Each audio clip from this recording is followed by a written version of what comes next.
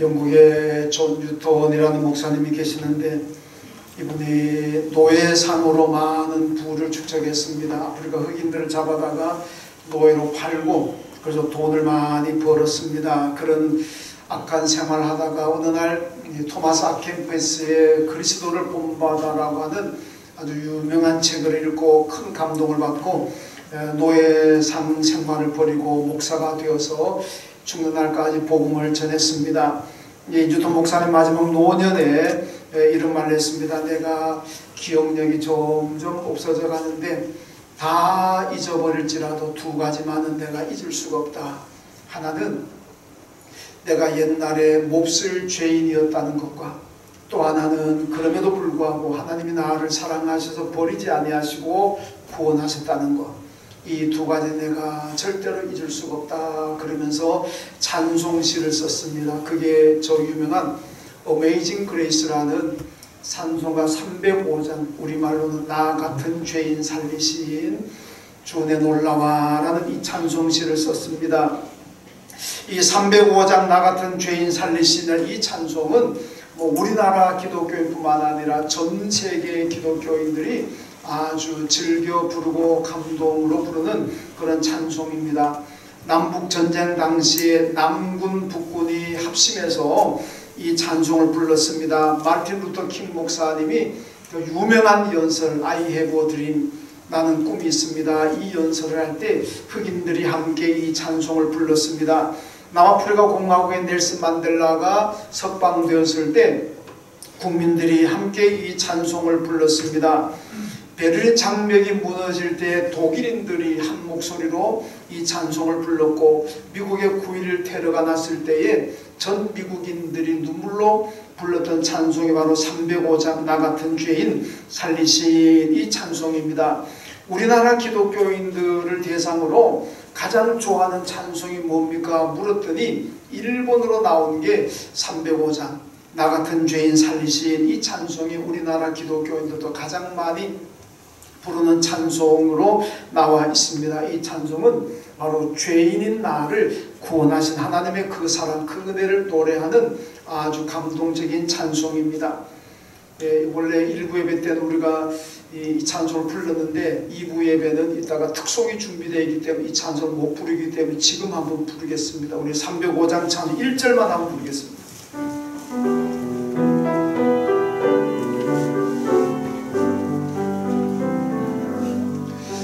나 같은 죄인 살리신 주 내 놀라와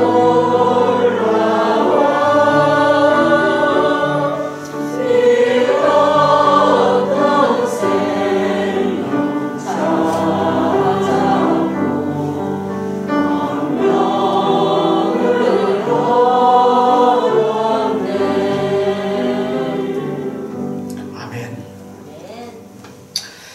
오늘 추수감사절입니다. 이 코로나 가운데서도 우리가 감사할 일을 찾아보면 너무나 많습니다. 우리가 이 가운데서도 우리 교회가 예배가 중단되지 않고 나왔다는 것이 감사하고 또 이 코로나를 통해서 우리 예배가 얼마나 소중하고 우리 성도들의 교제가 얼마나 중요한가도 깨닫게 되어서 감사하고 우리 교회 안에서도 우리 교인들이 감염되지 않았다는 것도 감사하고 이 어려운 가운데서 우리가 선교지를 후원하고 국내 미자립교회를 후원할 수 있었다는 것도 감사하고 이런 선교지가 얼마나 힘들고 국내 교회들 얼마나 힘듭니까? 이 코로나 때문에 미자립교회들이 굉장히 힘들고 미자립교회가 아니더라도 재정적으로 굉장히 압박을 받고 있습니다. 그런데 우리 교회는 하나도 착오 없이 선교지 대마내린교회, 방글라데시, 우리 예안유치원, 세고, 또 예안초등학교 잘 후원하고 있습니다. 국내 미자립교회들도 우리가 노회를 통해서 시차를 통해서 우리가 개별적으로 또 선교비를 후원했습니다. 얼마나 감사합니까? 또 우리 교인들이 코로나의 두려움과 불안을 다 떨치고 교회 나와 있어서 많이 예배 드린다는 것도 참 감사합니다. 교회들마다 예배를 잘 회복을 못하고 있는데 우리 교회는 그래도 많은 교인들이 나오십니다. 지난 주일에는 보니까 아류층 지정된 좌석은 거의 찼습니다. 그래가지고 자리가 좀 없어가지고 불편할 정도였습니다. 그래서 제가 2부 성가 지휘자께 부탁을 드렸어요. 이번 주부터는 우리 성가대가 좀 성가대에서 올라가 달라. 그래야 이 회중석에 자리가 좀 생길 것 같다. 그래서 오늘 여기 올라가셨는데 얼마나 감사한 일인지 모릅니다. 또 어떤 교회들은 뭐 큰 교회에 해당되겠습니다. 교회는 많고 예배실이 좁은 교회들은 예배 인원도 선착순으로 받습니다. 신청한 사람들만 와서 예배 드립니다. 왜냐하면 인원 제한이 있으니까. 그런데 우리 교회는 뭐 인원 제한 없이 누구나 오셔도 다 예배 드릴 수 있어서 이것도 또 생각해 보면은 그것도 또 감사하고, 그래서 감사하는 일들이 얼마나 많은지 모릅니다. 네, 여러분, 우리가 성도들이 감사해야 될 것은 오늘 추수감사주를 맞으면서 우리가 꼭 기억해야 됩니다. 여러분, 그리스도인들은 세상적인 것 가지고, 인간적인 것 가지고, 육신적인 것 가지고 감사하는 사람들이 아닙니다. 우리는 영적인 것을 가지고 감사하는 사람들이에요. 내가 하나님의 은혜로 구원받았다는 것, 천국을 가지고 있다는 것, 영생을 가졌다는 것, 이것을 우리가 늘 감사해야 됩니다. 그러니까 나 같은 죄인 살리신 주님의 은혜, 이 은혜가 우리가 감사해야 되는 거예요. 이런 찬송가에서 만 입이 있어도 하나님의 은혜 다 감사 못한다 그러잖아요. 내 입이 만 개라고 할지라도 하나님께서 내게 주신 그 사랑과 그 은혜는 다 감사 못하는 거예요. 그러니까 우리는 정말 만 입이 가지고도 다 감사 못하는 입 하나 가지고 우리가 감사 못해서 여러분 되겠습니까? 나 같은 죄인 살리신 주 은혜의 놀라와, 이것이 바로 우리가 감사해야 될 이유입니다. 오늘 본문에 바울이 감사한 것도 그겁니다. 여러분, 바울이 무슨 뭐 세상적으로 많은 것을 가지고 누렸다고 감사하는 사람이 아닙니다. 세상적으로 보면은 바울은 아무것도 가진 것이 없지만은 나 같은 죄인, 오늘 본문 마지막에 뭐라 그러니까 내가 죄인 중에 괴수라 그러잖아요. 모든 사람들보다 내 죄가 가장 크다는 겁니다. 이런 죄인, 나 같은 죄인을 하나님께서 살리셨습니다. 그래서 바울이 감사합니다, 감사합니다 이러고 고백을 했습니다. 오늘 12절에 보면 나를 능하게 하신 그리스도 예수 우리 주께 내가 감사함은, 이렇게 고백합니다. 오늘 본문이 바로 바울의 감사인데 그는 영적인 것을 가지고 감사합니다. 여러분, 우리가 세상적인 것을 가지고 감사하려고 그러면은요, 오늘은 감사했다가 내일은 불평하고, 그 다음 날은 감사했다가 그 다음 날은 불평하고, 이 감사와 불평이 계속 반복될 수밖에 없습니다. 오늘 건강하니까 내가 감사하고, 오늘 돈을 잘 벌어서 내가 감사한데 내일 아프니까 불평하고, 내일 돈 나가니까 불평하고, 오늘은 자식들이 내 마음에 드니까 하나님 감사합니다. 그런데 내일은 자식들이 내 마음에 안 드니까 또 불평하고. 여러분, 우리가 인간적이고 세상적인 것, 육신적인 것 가지고 감사하려고 하면 감사했다가 불평했다가 감사했다가 불평했다가 이게 늘 반복됩니다. 그러나 영적인 것 가지고 나 같은 죄인을 살리신 하나님의 그 은혜, 내가 영생을 가졌다는 것, 이것 가지고 우리가 감사한다면 여러분, 우리는 죽을 때까지 감사하고 천국 가서도 감사하게 될 줄로 믿습니다.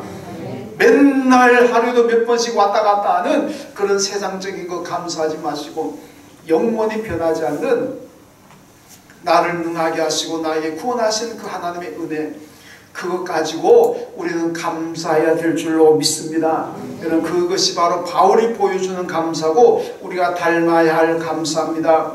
자, 그렇다면 바울이 구체적으로 무엇을 감사했을까? 첫째로 바울은 여러분, 자기를 하나님이 선택하셨는데 나를 선택해 주신 것에 대해서 바울이 감사하고 있습니다. 12절에 보니까 나를 능하게 하신 그리스도 예수 우리 주께 내가 감사함은 나를 충성되이 여겨 내게 직분을 맡기심이니, 이렇게 고백합니다. 자기를 선택하신 분이 하나님이라는 얘기입니다. 그런데 자기는 어떤 사람이냐? 그 다음 13절에 나오는 말씀 보면 내가 전에는 비방자였고 박해자였고 폭행자였다, 이렇게 고백합니다. 이런 몹쓸 짓을 했고 몹쓸 인간이었다는 얘기입니다. 옛날 내가 예수 믿기 전에는 온갖 예수 믿는 사람들 비방하고 예수를 비난하고 욕하고 다녔고, 그 다음에 박해자였고 잡아다가 가두고 때리고 죽이고 폭행자였고, 정말 하나님이 보실 때에 이 얼마나 악랄한 짓을 하고 살았습니까? 자기는 그걸 잘 압니다. 내가 전에는 비방자고 박해자고 폭행자였는데 이런 나 같은 죄인을 하나님께서 선택하셔가지고 내게 직분을 맡기셨다. 바울이 이렇게 고백하고 있습니다. 그러니까 바울이 늘 감사하는 거죠. 여러분 착각하지 마세요. 여러분이 예수를 선택한 거 아닙니다. 여러분이 하나님을 선택한 거 아닙니다. 여러분들이 여러 많은 종교 가운데 여러분이 기독교를 선택한 거 아닙니다. 저도 제가 하나님 선택하지 않았고 예수 선택하지 않았습니다. 하나님께서 여러분을 선택하셨고 하나님께서 저를 선택하신 줄로 믿습니다. 그러니까 여러분 얼마나 감사합니까? 그래서 요한복음 15장 16절에서 말씀합니다. 너희가 나를 택한 것이 아니요 내가 너희를 택하여 세웠다 이렇게 말씀하잖아요. 여러분이나 제가 하나님을 선택한 거 아닙니다. 많은 종교 교주들 가운데 우리가 예수를 선택한 거 아닙니다. 하나님께서 우리 주님께서 여러분을 선택하셨고 저를 선택하셔서 구원하신 줄로 믿습니다. 그러니까 여러분 이게 얼마나 감사한 일입니까? 우리 장로교 창시자인 존 칼빈이 얘기했습니다. 이중 예정설, 이 선택설을 얘기했습니다. 이 이중 예정설 선택이 뭐냐? 여러분 하나님께서 선택하신 사람들은 언젠가는 예수 믿는다는 겁니다.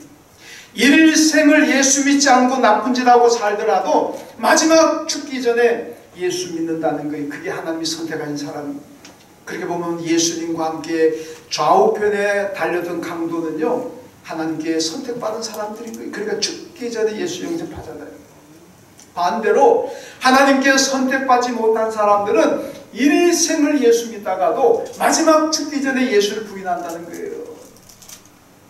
이게 하나님의 선택이 얼마나 귀한 일입니까? 우리가 하나님의 선택을 받아가지고 오늘 구원받았고 하나님의 자녀가 되었습니다. 정말 한 개의 입으로 입이 만 개라도 그걸 다 감사할 수 없는데 입 하나 가지고는 우리가 평생을 감사해도 모자랍니다. 여러분 저는 목사가 되어서 제가 늘 하나님 앞에 기도할 때마다 늘 생각하는 게 그겁니다. 제가 감사하는 게 뭔지 압니까? 여러분 세상에 나가면 저보다 더 똑똑하고 더 유능하고 저보다 더 착하게 사는 사람들, 저보다 좋은 일 더 많이 하는 사람들, 저보다 더 윤리적이고 저보다 더 도덕적인 사람들, 여러분 세상에 얼마나 많은지 몰라요. 제가 뭐 다른 사람보다도 더 착하고 더 깨끗해가지고 하나님 저를 택했겠습니까? 아닙니다. 저는 제 자신의 삶을 보면 참 부끄럽고 저보다 훌륭하고 유능하고 똑똑한 사람들, 그들을 하나님께서 선택하셔가지고 목사시켰다면 얼마나 목회를 잘할까 그렇게 싶은 사람들 세상에 참 많습니다. 그런데도 저 같은 사람 하나님 선택했잖아요. 얼마나 감사합니까? 여러분 미안하지만은 여러분들도 마찬가지입니다. 대단히 죄송합니다만은 아마 세상에 나가보면은 여러분들보다도 더 착한 사람들 많을 겁니다. 여러분들보다도 더 좋은 일 하는 사람들도 얼마든지 있습니다. 여러분들이 세상에서 제일 착하고 제일 도덕적이고 제일 윤리적이고 그러진 않을 거 아닙니까? 대단히 죄송하지만은 저와 여러분보다도 더 선하고 더 착하고 좋은 일 더 많이 하는 사람들, 더 똑똑한 사람들 세상에 얼마나 많습니까? 그럼에도 불구하고 여러분을 선택하셨고 저를 선택하셨습니다. 그 하나님 은혜에 우리가 늘 감사하며 살아야 될 줄로 믿습니다. 하나님께 주신 그 귀한 사명을 잘 감당해야 됩니다. 여러분 우리가 예배 드린다는 것도 봉사하고 섬긴다는 것도 여러분 우리가 감사함으로 받으면은 내게 큰 축복입니다. 이거를 짐으로 생각하고 이걸 귀찮게 생각하고 아이고 내가 괜히 예수 믿었구나 그렇게 생각하면요 그것 때문에 내가 불행해지는 겁니다. 여러분 신앙생활 우리에게 즐거움이 되어야 되고 내게 복이 되어야지 그 신앙생활하는 게 내게 짐이 되고 그게 내 인생을 힘들게 만들고 내 인생을 괴롭게 만들어야 되겠습니까? 여러분 바울처럼 모든 걸 하나님의 은혜로 생각하고 감사히 받으면 여러분 직분도 내게 축복이고 섬기고 봉사하는 것도 내게 축복이 될 줄로 믿습니다. 우리 중계하시는 박 집사님, 또 우리 김우성 권사님, 우리 박예단 청년에게 다 있는데 여러분 그걸 하나님이 주신 귀한 재능 가지고 하나님이 주신 축복이라고 생각하죠. 그러면은 내게 복이 됩니다.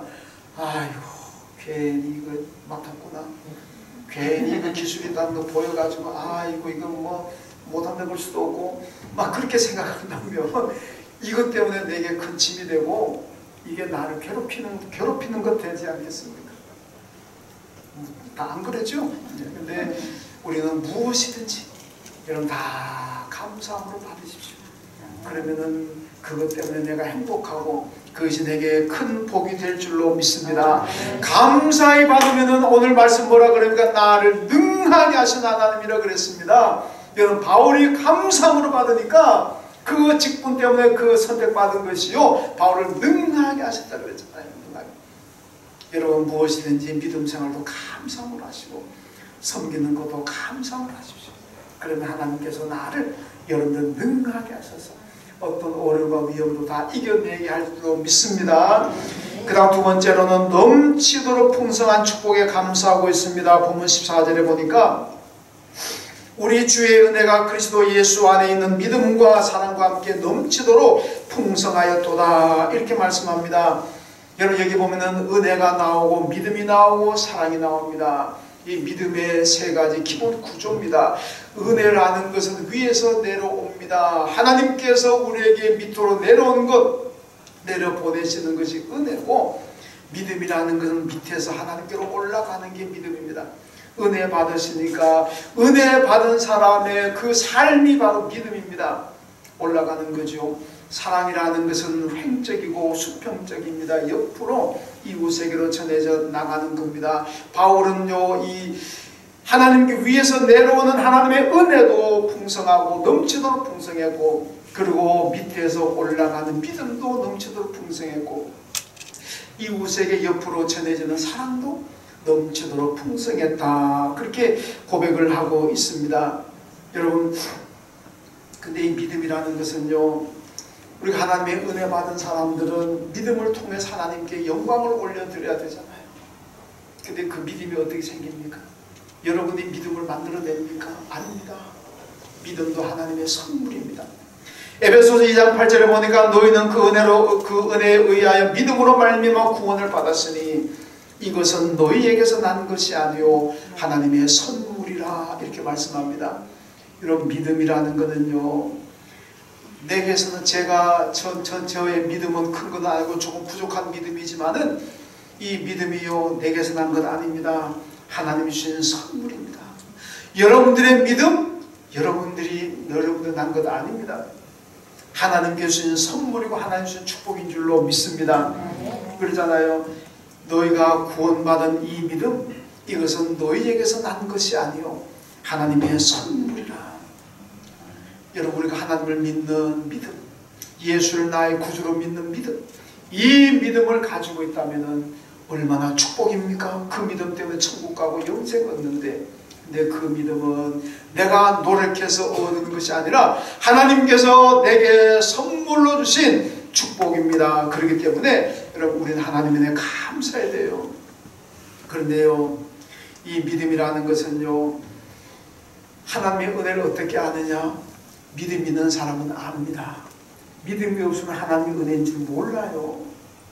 우리가 모두가 예수를 믿으나 예수 안 믿으나 다 하나님의 은혜 가운데 살아갑니다. 우리가 태양빛을 쬐는데 예수 믿는 사람은 태양빛 쬐입니까? 예수 믿으나 안 믿으나 다 태양빛 받습니다. 우리가 공기를 마시는데 예수 믿는 사람은 공기 마시고 예수 안 믿으면 공기 못 마십니까? 아니잖아요. 다 공기 마셔요. 지금 여름 단풍이 들어가지고 천국의 산이 얼마나 붉고 아름답습니까? 이 아름다운 대자연을 예수 믿는 사람만 보고 봅니까? 아니잖아요. 예수 믿으나 안 믿으나 다 단풍 봅니다.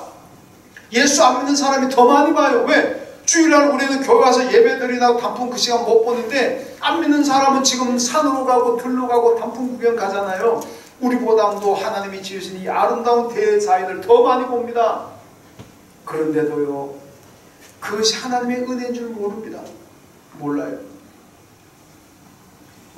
믿음 있는 사람만이 공기도 하나님의 은혜고 단풍도 하나님의 은혜고 숨쉬는 것도 하나님의 은혜고 내가 살아가는 모든 것이 하나님의 은혜로 아는 거예요. 믿음이 없으면 몰라요. 몰라. 100번 보면서도 모릅니다. 그러니까 그 하나님의 은혜를 안다는 것을 알 수 있는 그 믿음을 하나님께서 내게 주셨다는 겁니다. 그러니까 우리가 그 은혜에 감사하며 살아가야 된다는 겁니다. 여러분, 믿음이 없으면은요 세상적인 것으로 불평합니다. 믿음 있는 사람들은 언제나 감사하지만은 믿음이 없으면은요 몰라요. 그래서 믿음이 있을 때에는 넘치도록 풍성한 은혜를 받았다고 하나님께 늘 감사하는 거예요. 믿음이 없으면은 하루도 몇 번씩 감사 불평이 왔다 갔다 합니다.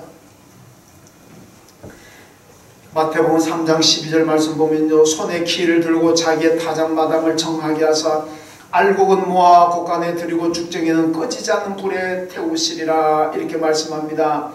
여러분, 이게 마지막 때를 얘기하잖아요. 이거 뭐 물론 시골의 농부들의 얘기입니다만은 농부들이 키를 가지고 흔들면은요 알곡은 남고 죽정이는 다 바람에 날아갑니다. 이 죽정이는 모아다가 다 불에 태웁니다. 저도 그거 다 해봤습니다. 마지막 심판 때에 주님께서 흔듭니다. 우리를 시험을 통해서, 환난을 통해서, 여러 가지 괴로움과 고통을 통해서 우리를 흔들어버립니다. 바람을 날립니다. 그러면은 죽정이 성도들은 다 날아갈 것이고 알곡 성도들만 남습니다. 알곡 성도들은 천국 곳간에 들이고 죽정이 신자들은 다 날아간다는 얘기입니다. 여러분, 지금 우리를 믿음을 시험하는 것들이 얼마나 많습니까? 코로나가 우리의 믿음을 시험하고 있습니다. 코로나 때문에 우리에게 두려운 마음, 불안한 마음, 이 마음들이 지금 우리의 믿음을 지금 시험하고 있습니다.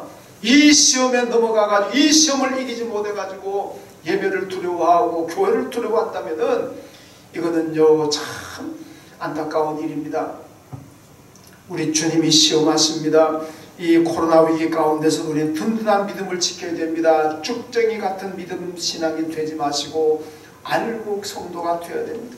코로나 아니라 그보다 더한 어떤 위기가 오고 위협이 오더라도 내 믿음이 흔들리지 말아야 되고 교회를 향한 그 사랑이 흔들려서는 안 됩니다. 여전히 믿음의 자리를 지키고 여전히 믿음의 길을 가야 됩니다. 그것이 은혜 받은 성도의 믿음인 줄로 믿습니다. 마태복음 7장에 주님 말씀하십니다. 장차 예루살렘이 멸망하게 될 것을 안타까워하면서 말씀하신 게 뭡니까? 암탉이 병아리들을 그 날개 아래 모음과 같이 내가 너희들을 내 날개 아래 모으려고 했던 것이 얼마나 많으냐. 내가 너희들을 내 날개 아래 품어 보호하려고 했지만은 너희가 내게 들어오기를 거부했다. 결국 그것 때문에 주님께서 날개를 들자 들어와라, 내가 보호해 줄게 그랬는데도 안 들어왔습니다. 그러다가 추후 70년의 로마 티투 장군에 의해서 예루살렘이 완전히 멸망해 버렸습니다. 돌 위에 돌 하나도 남지 않고 성전이 완전히 무너져 버리고 말았습니다. 그때 무너진 성전이 지금도 회복이 안 돼요. 그 자리에 회교 사원이 지금 서 있습니다. 여러분, 주님께서는 들어와라, 내가 보호해 줄게 그랬는데 안 들어오니까 결국 망하는 거 아니겠습니까? 우리 주님은 지금도 우리에게 말씀합니다. 어떤 위험이 있어도 코로나 있더라도 걱정하지 말고 나한테 오라, 내가 보호해 줄게. 우린 주의 그 음성을 듣고 주님의 날개 아래로 들어와야 될 줄로 믿습니다. 주님의 피로 값주어서 우리 교회 안으로 들어와야 될 줄로 믿습니다. 주님 앞에 피할 때 주님께서 우리를 안전하게 지켜주십니다. 어떤 불안도 걱정 다 떨쳐버리고 교회로 예배 자리로 다 들어오셔서 넘치도록 풍성하게 베푸시는 하나님의 은혜와 축복을 받아 누리시기를 주님의 이름으로 축원합니다. 그 다음 세 번째 하나는 죄인 구원을 위해서 세상에 오신 우리 주님 예수께 감사하고 있는 바울의 모습입니다. 15절을 보니까 그리스도 예수께서 죄인 구원하시려고 세상에 임하셨다. 죄인 중에 내가 괴순이라, 이렇게 말씀합니다. 여러분, 예수님이 오신 목적은 죄인을 구원하기 위한 겁니다. 죄인의 괴수가 예수로 말미암아 구원을 받았다. 이것이 오늘 바울의 고백입니다. 이런 바울이요, 예수 믿고 복을 받았다 그러니까 오해하지 마세요. 야, 돈 많이 벌었겠구나, 건강했겠구나, 어디 사회 높은 자리 하나 얻었겠구나. 천만의 말씀. 여러분 반대입니다. 바울은요 예수 믿고 난 다음에 하도 얻어 터지고 그냥 돌에 맞고 감옥에 갇히고 하니까 몸이 다 망가졌습니다.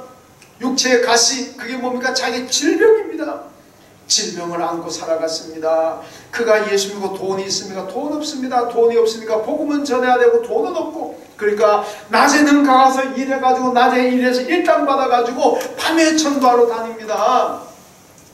그가 세상 지위가 있어서 아무 지위도 없습니다.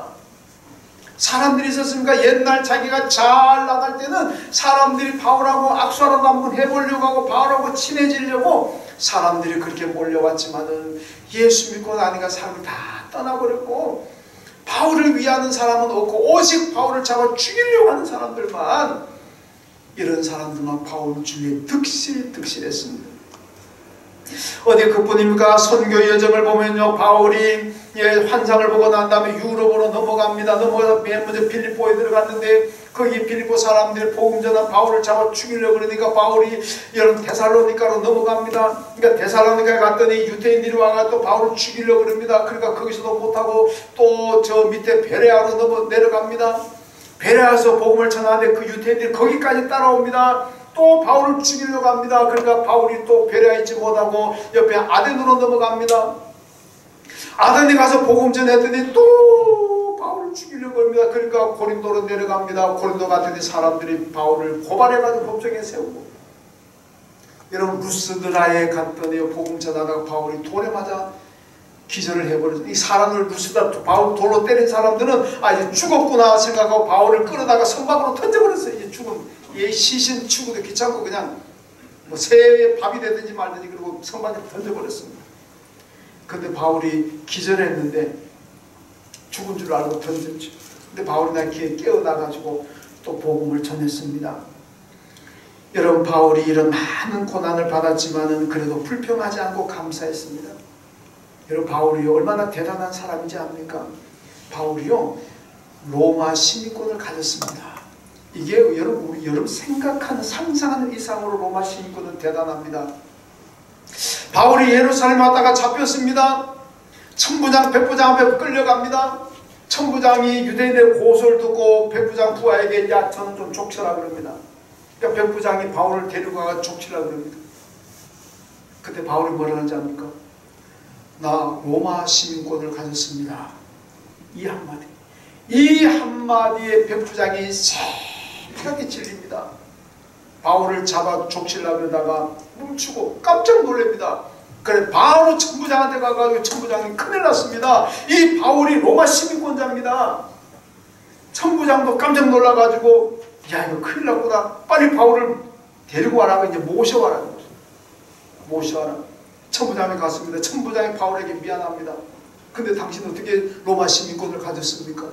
나는 많은 돈을 들어가지고 로마 시민권을 땄는데 당신은 어떻게 로마 시민권을 가졌습니까? 근데 바울이가 나는 나면서부터 로마 시민권자입니다. 그러니까 천부장이 손끝 하나 못 댑니다. 그러면서 야 안 되겠구나. 그래서 이제 가이사라 총독에게로 보냅니다. 예루살렘에서 그때 가이사라가 수도였으니까. 근데 총독으로 보내려고 하는데 예루살렘은요 바울을 죽이기 전에는 마시지도 않고 먹지도 않겠다는 이 바울을 죽이려 결사대가 40명 결사대가 있습니다. 그냥 보내면 죽어요. 바울 로마 시민권자인 바울이 만약에 죽는다 그러면은 그건 황제 앞에서 천부장이고 뭐가 목단하려고 합니다. 로마 시민권자를 그렇게 하면 큰일 납니다. 그리고 어떻게 하는지 압니까? 바울을 예루살렘에서 가이사를 호송할 때 보면요 사도행전 23장 24장 거기 보면요 보병 200명, 기마병 70명, 창병, 창을 들고 보호하는 창병 200명. 몇 명입니까? 470명. 바울 한 사람, 죄수인 바울 한 사람 호송하려고요 로마 병사 500명이 호위를 합니다. 왜? 이 다치면 큰일 나니까. 그래가지고 바울이요 나중에 나 로마로 보내달라고 그러잖아요. 그러니까 천부장이 뭐가 알았습니다. 로마 시민권이 이 정도로 대단한 겁니다. 천부장도 벌벌 떨었습니다. 그가 만약에 정치판으로 나갔다면, 세상적으로 나갔다면 로마 시민권 하나만 가지고도 바울은요 평생 떵떵거리고 고관 대장에 오를 수 있는 사람입니다. 그런데 그가요 예수 믿고 얼마나 초라해졌습니까? 세상 사람들이 볼 때는 너무너무 초라한 것 아닙니까? 여러분, 세상적인 관점에서 판단해 보면 인류 역사에서 예수 믿고 최고로 망한 사람이 누구냐? 저는 바울이라고 생각합니다. 이거 세상적인 관점입니다. 세상 사람 눈으로 볼 때 기독교 2000년 역사에서 예수 믿고 최고로 망한 사람이 누구냐? 저는 일본의 바울이라고 생각합니다. 그렇잖아요. 세상적으로 보는 바울은요 감사할 조건이 1도 없이, 요즘 젊은이들 말하는 대로 1도 없이 1도 없어. 아무것도 감사할 조건이 없습니다. 그런데도 바울이 늘 감사하잖아요.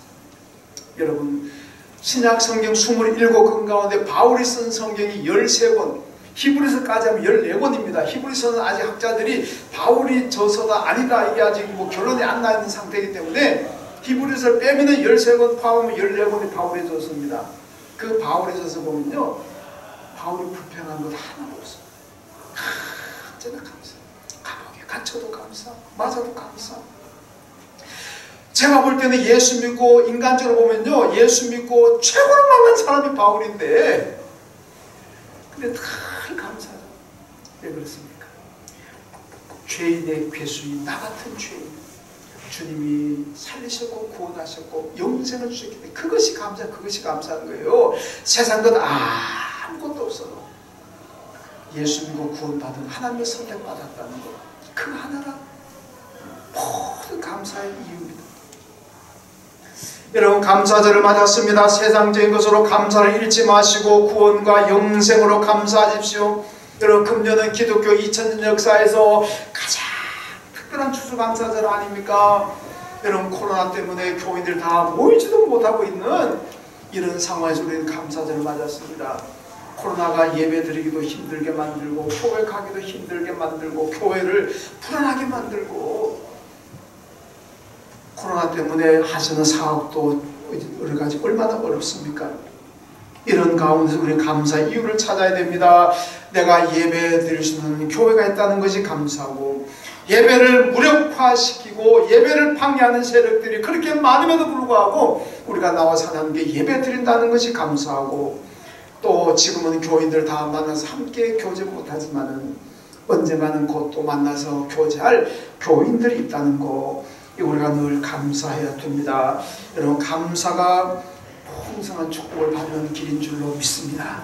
풍성한 은혜, 넘치도록 풍성한 은혜와 축복은 여러분 감사하는 사람들이 받게 될 줄로 믿습니다. 여러분, 개와 고양이 잘 아시잖아요. 요즘은 우리 교인들 가운데도 개를 애완용으로 고양이를 기르는 너무 많아가지고 이 개, 고양이 얘기를 좀 하기가 조금 조심스러워요. 혹시 또 그것 때문에 또 마음 상하지 않을까 아주 조심스러운데, 이런 개와 고양이는 차이가 있습니다. 개와 고양이 만나면 맨날 싸우잖아요. 왜 싸우느냐 그러니까 이 인사법이 다르다는 거예요. 개는 만나서 반가우면 꼬리를 높고 흔듭니다. 꼬리 들고 흔들어요. 근데 고양이는 반대로 반가우면 꼬리를 내린답니다. 둘이 만났는데 사실은 서로 반가운 거예요. 근데 개는 반갑다고 꼬리를 흔들고 고양이는 반갑다고 꼬리를 내리니까 이 두 놈이 서로 머리가 나쁘니까 미안합니다. 두 놈이 그래서 미안, 두 분이 그러니까 상대방 해석을 그렇게 하는 거예요. 나는 반갑다고 꼬리는데 니는 내가 싫은가 보지 꼬리 내리는 게? 이 고양이는 또 나는 반갑다고 꼬리 내리는데 니는 꼬리 흔드는 거가 나를 싫어하나 보지? 그러니까 맨날 싸운다는 거예요. 그리고 또 하나는, 개는 주인이 자기를 사랑해주면 나 같은 개까지도 주인이 나를 사랑해주는구나, 그게 너무 고마워가지고 주인을 충성하는 그 충견. 개는 충견 얘기 나오면 고양이 보고 충성도 얘기 안 하잖아요. 그 개는요 주인이 자기를 사랑해도 나 같은 개도 주인이 사랑하는구나, 그래가지고 너무 감사해가지고 충성을 다한다는 거예요. 이게 개입니다. 근데 고양이는 주인이 자기를 사랑해주면 그래 당연히 나를 사랑해야지, 너는 당연히 나를 사랑해야 돼, 자기가 사랑받는 거를 당연한 걸로 아는 거예요. 그러니까 이 고양이는 감사를 몰라요. 왜? 당연히 내가 사랑받아야 될 존재다. 걔는 나는 사랑받을 자격이 없는데 나를 사랑해 주니까 너무 감사하다. 그러니까 충성하는 거예요. 대단히 미안한 표현입니다만 여러분들 개 같은 사람이 돼야 되겠습니까? 고양이 같은 사람이 돼야 되겠습니까? 다른 것 말고 이 부분에 있어서는 우리 개 같은 사람이 돼야 될 줄로 믿습니다. 아멘 잘 안 하시네요. 딴 게 아닙니다. 개같이 나 같은 사람을 하나님이 사랑하셔서 이렇게 구원하셨구나. 그걸 감사해요. 그게 개의 심정입니다. 그런 의미에서 제가 그렇게 표현한 겁니다. 오늘 본문에 바울이 뭐라 그럽니까? 나는 넘치도록 풍성한 은혜를 받았다. 이렇게 고백하잖아요. 바울은 넘치도록 풍성한 은혜 받았는데 가진 게 아무것도 없어요. 배설물처럼 다 버렸습니다. 하나도 남는 게 없습니다. 그런데 뭐 가지고 감사합니까? 예수로 말미암아 내가 구원받았고 하나님의 선택을 받았고 천국을 가졌고 영생을 가졌으니까 영적으로 그것이 감사하다는, 그래서 일생 동안 감사하며 살았습니다. 여러분 세상적인 것 가지고 감사하려고 그러면요, 이 코로나 상황에서 뭐가 감사하겠습니까? 다 잘 안 되는데, 물론 되는 경우도 있지만 안 되는 경우가 더 많지 않습니까? 육신적인 것 가지고 감사하려고 그러면 코로나 상황에서 감사할 거 아무것도 없어요. 오늘 바울처럼 내가 하나님께 선택받은 것 감사하고 구원받은 것 감사하고 영생까지 감사하고 이것으로 감사하죠. 그러면은요, 내가 하나님께 받은 축복이 넘치도록 풍성하다, 이런 고백이 나오게 될 줄로 믿습니다. 이런 고백을 하는 성도들 하나님께서 능하게 하십니다. 어떤 어려움과 상황과 시련 오더라도 능히 이기고 극복할 수 있는 능하게 하시는 하나님의 축복을 받습니다. 여러분 감사함으로 능하게 하시는 하나님 축복 받아 누리시길 주님의 이름으로 축원합니다. 아멘. 하나님 감사합니다. 오늘 바울이 세상적으로는 아무것도 가진 것 없지만 하나님의 선택을 받았고 예수로 구원받았고 영생 가진 것이 감사해서 늘 감사했습니다. 넘치도록 풍성하다고 고백했습니다. 하나님, 우리가 세상적인 가지고 하나님 앞에 설려고 하지 말게 하시고 오늘 바울처럼 예수 믿고 구원받고 천국 가고 영생 얻은 것으로 감사하는 저희가 되게 하여 주옵소서. 우리 일마다 때마다 매일 삶 가운데 받은 은혜, 받은 축복이 넘치도록 풍성했다고 고백하며 살아갈 수 있는 저희가 되게 하여 주옵소서. 예수님의 이름으로 기도하옵나이다. 아멘.